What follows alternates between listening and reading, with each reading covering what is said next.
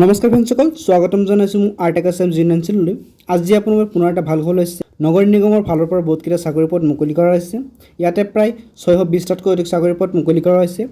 এই পদসমূহ আপোনাৰ মিউনিচিপেল কৰ্পৰেশ্যনৰ পদ হয় আৰু ইয়াতে আপোনালোকৰ যোগ্যতা লাগিব 10 পাছ 12 পাছ কৰাসকলে আবেদন কৰিব পাৰিব। লগতে আপুনি ইয়াতে আবেদন কৰিলে চেলাৰীসমূহ 18,000 টকা কিন্তু আপুনি প্ৰত্যেক মাহত লাভ কৰিব। তো ইয়াৰ বিষয়ে লগতে সম্পূৰ্ণ তথ্য আপুনি ভিডিঅ'ত গম পাই যাব। ভিডিঅ'টো স্কিপ নকৰি শেষলৈ চাই থাকিব। বলক ভিডিঅ'খনলৈ আগবাঢ়ো। তো ফ্ৰেণ্ডসকল, প্ৰথম আপুনি এইখন পেজলৈ আহি যাব। ইয়াতে আপুনি দেখুৱাইছে নগৰ নিগম ৰিক্ৰুইটমেণ্ট 2025। তো ইয়াতে অৰ্গেনাইজেশ্যন নাম দেখুৱাইছে মিউনিচিপেল কৰ্পৰেশ্যন। পোষ্টসমূহ দেখুৱাইছে গ্ৰুপ চি আৰু গ্ৰুপ ডিৰ পদ হয়। ইয়াতে টোটেল ভেকেঞ্চি 620টা ইয়াতে মুকলি কৰা হৈছে। লগতে আপোনাৰ চেলাৰীসমূহ ইয়াত লাভ কৰিব 18,000 টকাৰ পৰা 65,000লৈকে আপুনি ইয়াতে চেলাৰীসমূহ লাভ কৰি থাকিব। লগতে আপোনাৰ চিলেকশ্যন প্ৰচেছ এইটো হ'ব ৰিটেন এক্সাম হ'ব আপোনালোকৰ। ইয়াত আপুনি দেখা পাইছে selection process, written exam and skill test. তো আপুনি স্কিল টেষ্ট আৰু ৰিটেন এক্সাম কৰি কিন্তু আপোনালোকৰ চাকৰিসমূহ লাভ কৰিব পাৰিব।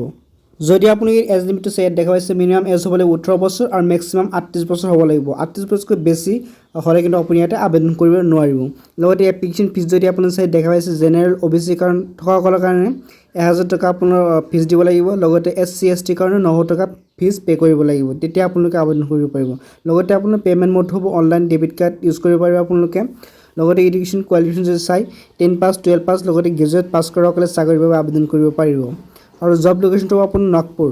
তো নাগপুৰত হ'ব আপোনাৰ জবসমূহ হ'ব, তো আপোনালোকে আবেদন কৰিব পাৰে। ইম্পৰ্টেণ্ট ডেট দেখুৱাইছে, starting date for apply online 28 মাৰ্চৰ পৰা কিন্তু আপোনালোকে আবেদনসমূহ আৰম্ভণি হৈছে আৰু লাষ্ট হ'ব আপোনালোকে 11 মে 2025লৈকে কিন্তু আপোনালোকে আবেদনসমূহ কৰিব পাৰিব।